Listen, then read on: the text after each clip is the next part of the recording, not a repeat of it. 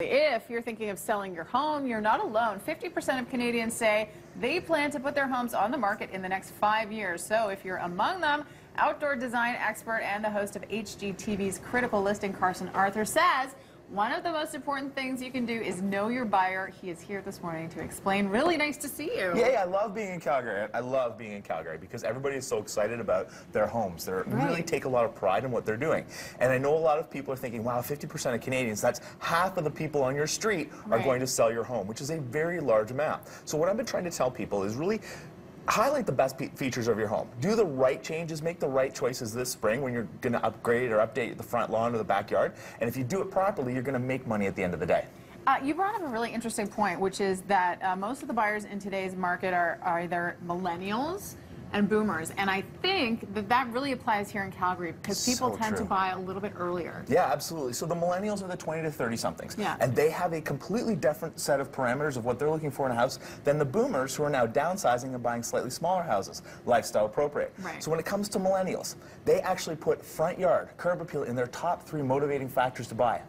Isn't that amazing? So the front yard, that first impression, is so important to them. And this is all according to Century 21. So we know that these stats are pretty bang on for everywhere in Canada. So millennials really want houses that have that great first impression. I understand that. If you're thinking about selling your home to a millennial, there's some things you need to do. I'm going to show you some really easy tips. These are so simple. These are seriously solar spotlights. $20 gets you 2 at Home Depot. This is so important because millennials will go after work and look at a house before they go to an open house. So if you can highlight the best features of your house at night, the drive-by exactly, you can set your house apart from all the other houses that are dark. Easy. Now, another thing that we know about millennials is they will look at a front yard, and if it's not well cared for, they think the house is in disrepair. So I tell people 10 minutes every day.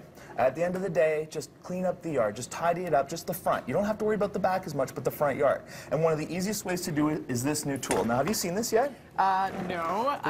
This thing is so popular. So this is from Black & Decker. And what they've done is they've created a little deck for a string trimmer. Just pops in like that. But what it does is allows you to cut the lawn. Then when you come to a tree, you just pop it out, trim around the tree, pop it back in, cut the grass. It makes life so easy and makes so fast to do it. Super compact. I love it. Super compact and super lightweight, right? When we're also talking about millennials, don't spend money on flower beds. What? Really? Yeah, stay away from the flower beds with the millennials. The millennials want, I'm just going to set this here. Millennials are intimidated by a lot of gardens. They do not want a ton of perennials. They want containers like that. They want something easy at the front door that they can maintain and look after.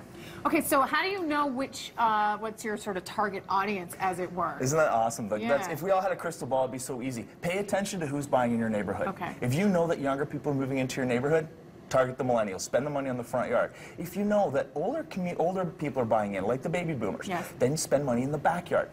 And the baby boomers are a little different because they want spaces that are all about outdoor living. And they focus on the backyard as an extension of the home, and they want spaces where they can entertain guests, have family members over. They're moving into areas where community becomes part of their big lifestyle choice. So less grass, bigger patios. And you can see that even in the tools. You're starting to see tools like this one from Black & Decker that are getting smaller and smaller. They're specifically for an older generation or even for a female consumer because they're lightweight, they're easy to use, but they really target this idea that grass isn't the big focal point anymore. I like the sounds of that, frankly. Okay, we have some before and after pictures, so let's get to those so you can kind of take us through. This is a perfect example. There's nothing wrong with this house. It is very clean and classic, but it does not appeal to a younger generation. Take a look at the after. It doesn't look like the same house Exactly, at all. But this is what the younger generation is looking for. It has tons of character. Think about it. The first thing they're going to do when they buy this house is take a picture of the front yard, tweet it, and social media.